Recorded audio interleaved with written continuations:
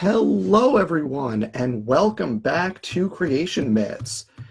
We are doing a quick, kind of off-the-cuff live show tonight. So, as usual, chat, when we're doing the live stuff, please let me know if the sound and the video is okay.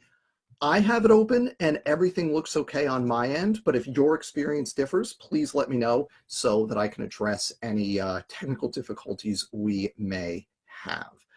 So for those of you watching this live and for those of you watching this after the fact, thank you for being here. Welcome back. Tonight, we are going to do a quick look at some recent content from my friends at Discovery Institute. And this is all fallout from my recent video. So let me pull up what we're going to be looking at tonight here. Do my screen share window. There it is. All right. So here is what we're talking about tonight, starting with this video that I put up as of doing this show about a week and a half ago. I put up this video called Michael Behe is Definitely Lying about an article that he wrote in April of 2025 for Discovery Institute's blog, Evolution News. It was his first article for Evolution News in several years, which right off the bat was kind of noticeable. It had been, 2022, 2023 was his last article. So I, read it right away, and it was so flagrantly dishonest that I had to cover it. So I went through that article and pointed out some of Behe's most egregious lies. And folks that are here, welcome. No, this is not a premiere. I am live for a change. Hello, welcome. I am live. This is an irregular thing. We're doing an impromptu kind of Saturday night. I can't believe the Discovery Institute is still doing this thing, although I can totally believe it. So Michael Behe put up this article that I'll talk about, and I responded with this video because the article was full of egregious lies. Here are the three big ones that I focused on. So first was Behe's conflation of Darwinism with modern evolutionary theory, right? Second was his claim that biologists go mute. Those are his words. Darwin boosters go mute when asked to explain how new traits evolve. And then third, his claim that neo-Darwinism, which for the record for everyone is from the 1940s approximately, persists among professional biologists today because we're intimidated by math and don't want to, challenge early population genetics, right? So those are like the three big lies from that Behe article. And when I say these are lies, I mean these were egregious falsehoods. And with his background in just practicing science and his background as an anti-evolution activist for the, over 30 years, Behe knows better than any of this stuff. Okay, so that's kind of what I did. And then since then, and that was as of right now, that was a week and a half ago. So since then, Discovery Institute has had some thoughts.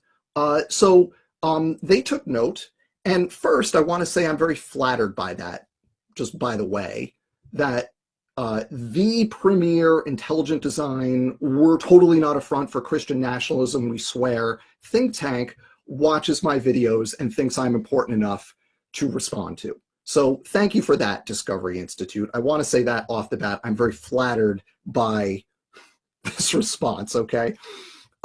So what we have here, we have two videos by Discovery Institute Center for Science and Culture fellow, Dr. Cornelius Hunter, that's him on the left in the thumbnails for the two videos, and then two accompanying articles hyping the videos by senior fellow David Klinghoffer, and I think he's also the editor of the Evolution News blog.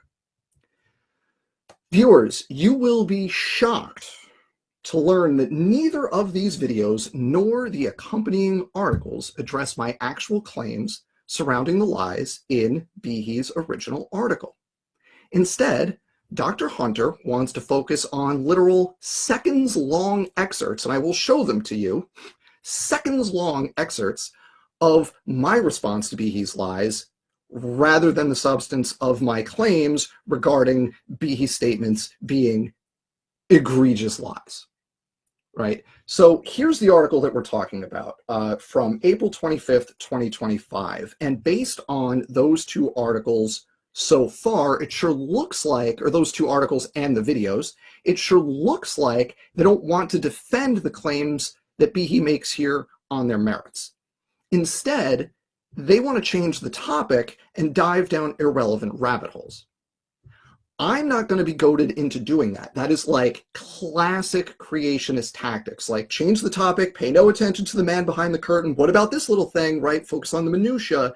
We're not going to be goaded into doing that.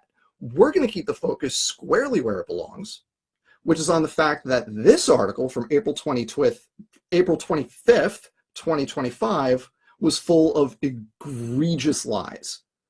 And for those of you that have read this article and seen my video on this article, you know what I'm talking about, right? It's really, really bad. I'm only touching on it briefly here.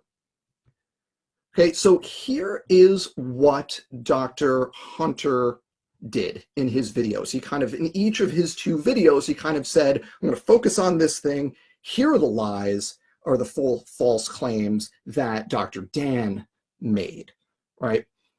So these are in his two videos so far. I say so far because this is apparently a series. We're going to see how long it goes, but we're two videos in at this point, and what the heck, I'll just respond to the two videos that are out there because it's fun. Why not? So in each of these two videos, they follow basically the same format. Dr. Hunter is going to pick one teeny little thing that I said in my video, which was 29 minutes long and change. And he's going to dive down that rabbit hole as far and as fast as he can so he doesn't have to talk about the lie Behe told that I'm responding to. I'm not exaggerating when I say the cumulative length of my comments that he's responding to across these two videos is less than a minute total out of a 29-minute video. He's lifting these two little pieces out. And rather than focus on the actual point I'm making, wants to talk about teeny little minutia. So I just want to point out before we get into anything further that this is an extremely typical creationist trick, and it isn't unique to creationists. This type of thing is straight out of the conspiracy theory playbook. Am I calling Dr. Hunter a conspiracy theorist? No. I can't say that based on these videos. This is the first time I've come across Dr. Cornelius Hunter. I didn't know who he was prior to seeing his first video about me last week, right? I don't know who this guy is, you know, whatever, right? But I can point out the similarity in the tactics that he's employing to, for example, climate change deniers or anti-vaxxers or other flavors of conspiracy theorists, right?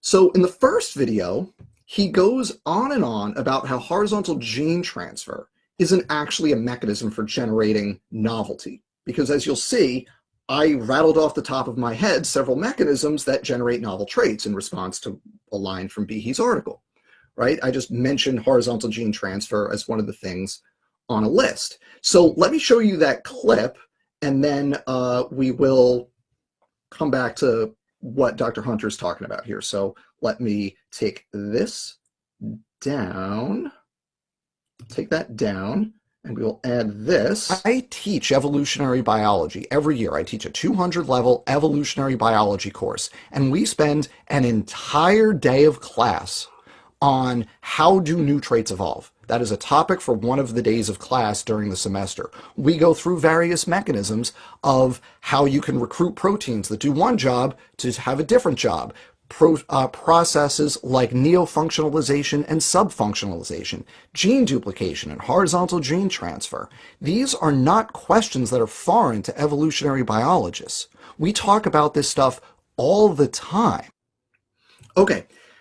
That's the moment he's going to focus on right there, that little bit where I was like this and that and this and that, and one of those things was horizontal gene transfer. And he's going to make this whole thing out of just that one little line. Now, whether horizontal gene transfer is or isn't one such mechanism that can generate evolutionary novelty isn't relevant to the point I'm making. Now, for the record, totally is. I want to be clear about that. But that's irrelevant to the broader point here. So we're not going to take the bait and follow Dr. Hunter down that rabbit hole, right? That's what he wants me to do, because that's a distraction from the real issue, which is Michael Behe's lies. In this specific case, about how evolutionary biologists don't want to talk about how novelty evolves. Like, that's straight up a lie. Michael Behe said Darwin boosters, his words, go mute when asked how novelty evolves, right? That claim is a lie. Did Dr. Hunter defend that claim? He didn't even try, right? He doesn't want to talk about that. He'll zoom in on this other thing. And then in his second video, he's going to hone in on bat wing evolution. So here's that clip, and this one's even shorter, this little bit that he wants to focus on. So let me show you this. Google, if you were to go on Google Scholar or something, right, and you were to look up bat wing evolution, you know, how do wings evolve? How did whales evolve to be marine? You're going to find literal books answering those questions. So I said, you know, if you want to know how we talk about new traits like bat wings, whale fins, whatever, you can search for it and find books on those topics. I used those examples specifically because those are examples that Behe named as, like, evolutionists don't want to talk about how wings and fins evolved. So that's the example that I named in my response to Behe. Now, that could have been any one of thousands of examples, right? It could have been flagella. Behe loves to talk about that. Blood clotting, immune cyst, right? Name anything. Whatever. Same basic structure. Did I look anything up before saying that, specifically about wings? No. I just responded to what Behe said using the examples he gave. He's talking about tetrapod limbs, so I talked about tetrapod limbs, wings and fins, right? Are there books on tetrapod limb evolution? Are there books on tetrapod limb evolution? You bet there are. Here's one example. Fins into limbs, evolution, development, and transformation. Right? Now, what Dr. Hunter wants to do is go down the rabbit hole of bat wing evolution and argue about what we do and don't know about bat wings. Again, not the point. Almost his entire second video is about bat wing evolution. Not my point. I didn't say anything about the merits of what we do or don't know. My sole point is that people talk about it and address those questions. Right? We're not silent on the question of how these things evolve. We don't go mute when somebody asks the question. People are actively investigating these things and coming up with explanations and directly documenting how these structures evolve, and are happy to write about it and talk about it. And that last bit, that we're happy to write about it and talk about it, is my point. Now, side point, unrelated to Behe's claim, we do, in fact, have a good grasp of how these traits evolve. Without looking it up, this was kind of funny, without looking it up, while watching Dr. Hunter's video, the second one, when he's talking about bat wings, I'm listening to it thinking, he's saying we don't know how this happened, but I bet it was this gene and it led to elongation, whatever, right? And I guessed it had something to do with this gene called SHH. It's a gene called sonic hedgehog, and it has to do with elongation away from the midline of the body. I said, I bet that's, you know, part of this mechanism that's elongating the digits.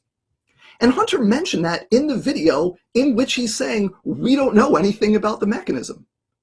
My friend, that is the mechanism, right? The paper is discussed in this article right here. So this is a popular level article, right? This is not a research paper, but it mentions two research papers from 2016. The paper is discussed in this article, and I invite anyone to, you know, Google this. You can see the title. Google this, look it up. Those papers talk specifically about the regulatory pathways that are different in bats compared to other mammals and other tetrapods. Those changes are due to evolution, mutations, right? Different nucleotide sequences resulting in different expression patterns of developmental genes. That's how evolution happens, right? You change the regulatory scheme for a gene that says elongate and you get longer digits.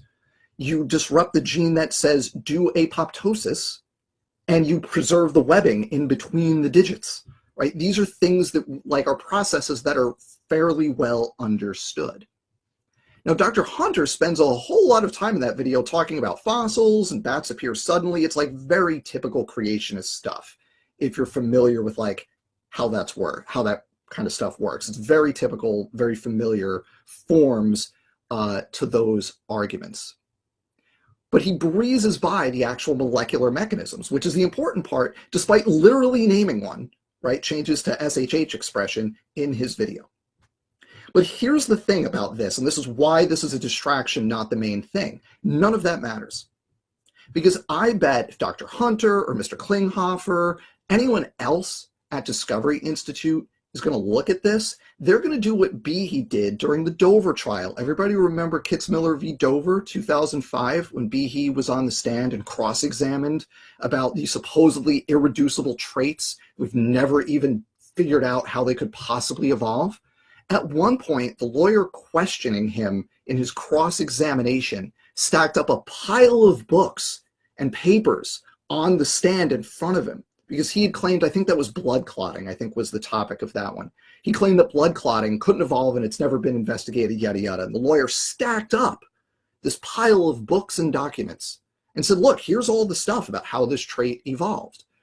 And Michael Behe's response said they aren't relevant to the question he's asking. Now, I bet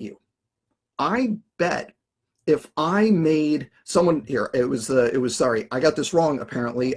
It was the vertebrate immune system. Thank you, Neslick. It was the vertebrate immune system that they stacked up the books on the stand. Thank you, I appreciate that.